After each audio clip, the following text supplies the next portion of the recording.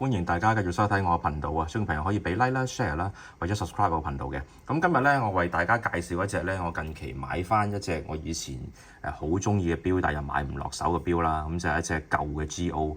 咁一隻格拉蘇蒂啦，中文叫格拉蘇蒂。咁其實一隻德國錶啦。咁亦都係我咧2000年代開始冇幾耐玩錶咧，好中意嘅一隻錶，但係嗰陣時真係買唔起。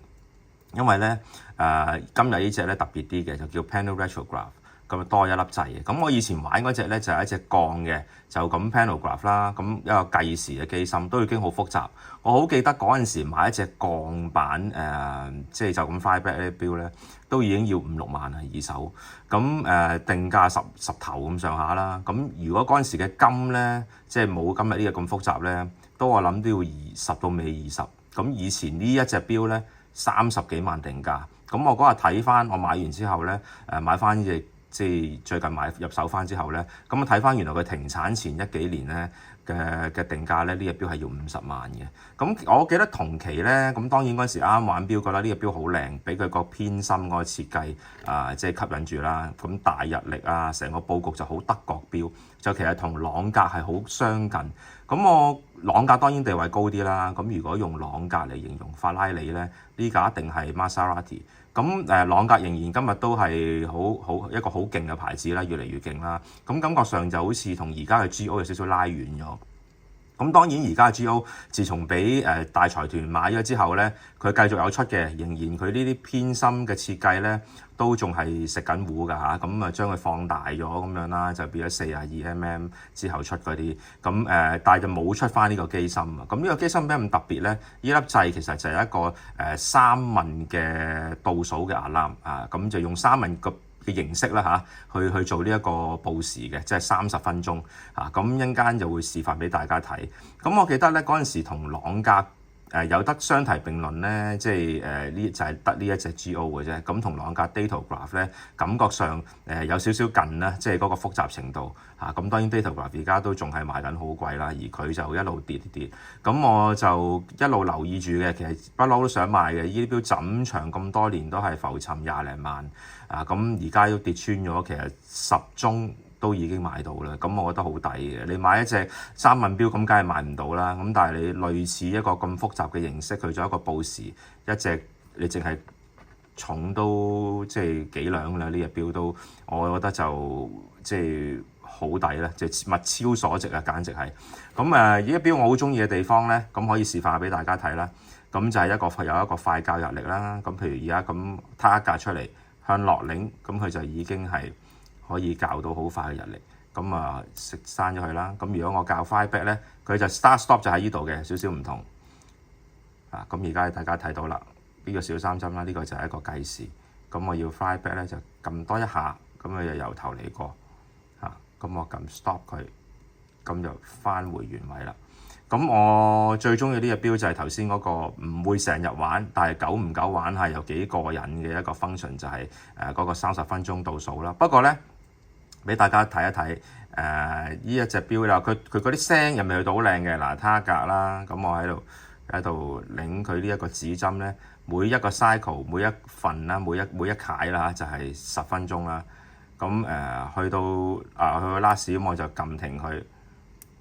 咁佢就然後撳呢一個掣，大家睇到呢啲針咧就已經喺度倒數緊啦。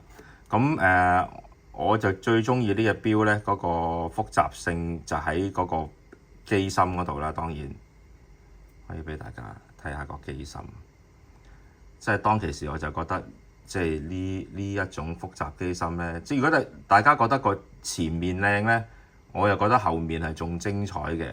咁講緊就算平時嗰啲冇嗰個報時咧，都係咁複雜㗎啦，就多咗個 striking system 就係呢一個取呢個位。咁大家陣間可以聽到啲聲，會唔會好靚嘅？但又唔算好靚嘅。嗱，仲有大概而家就倒數就10零秒到啦。咁陣間呢個取就會敲響啲聲出嚟。咁我覺得真係，如果你話10零萬就真係唔知買乜啦。而家除咗買呢啲，自己又中意，係啦。咁佢就算響咗之後咧，你撳佢咧，佢都會有2聲嘅。咁都 OK 啦，不過不失啦。你當買一隻好平版嘅一隻少少3蚊嘅感覺都值回票價。咁如果完咗呢個功能想停咧，好容易嘅啫。咁你撳翻個 flyback，佢就自己已經係 reset 晒所有嘢㗎啦。咁39.5mm 我又覺得係 perfect size 啦，即係尤其是喺今日啦，曾經興41.2咁啊覺得佢細咯，但係而家覺得有少少大添啊。咁我覺得就非常之啱 size。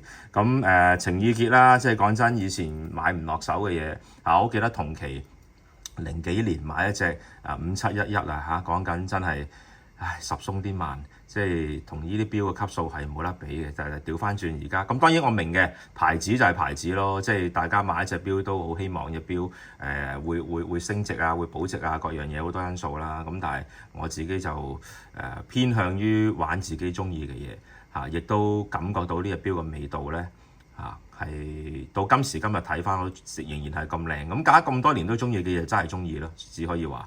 咁低價可以入手翻呢一隻自己心頭好咧，非常之開心。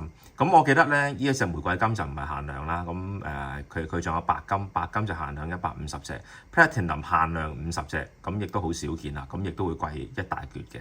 咁我覺得紅金就算都唔會多，因為呢啲複雜機芯咧，都你話其實嗰陣時係咪會做好多，亦都唔會啦。咁佢就算唔係限量都賣緊，即係講緊都40-50萬嘅嘢，應該都唔係。